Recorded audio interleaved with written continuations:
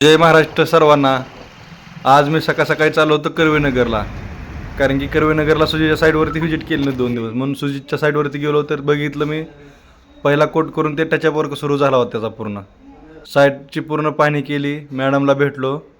तिथून तसंच मी पुढं शेगड रोडलाच सरिता इलेगन्स सोसायटीमध्ये कॉलमचं मेजरमेंट घेण्यासाठी सोसायटीवरती पोहोचलो.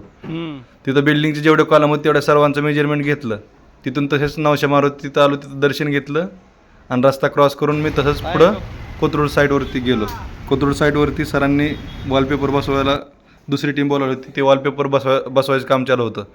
त्या सोसायटीमधून मी आलो स्वामीनारायणच्या समोर हेमंत सनविला सोसायटीमध्ये, कारण की तिथलं पेंटिंगचं काम पूर्ण झालं होतं. मी जाऊन बघितलं, कामाची पाहणी केली.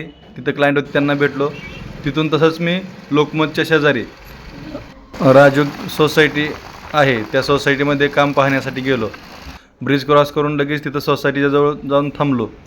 तिथे एक समोर नवीन सोसायटी होती, त्याच्या तिथंच थांबलो होतो, कारण की सर थोड्या वेळाने येणार होते.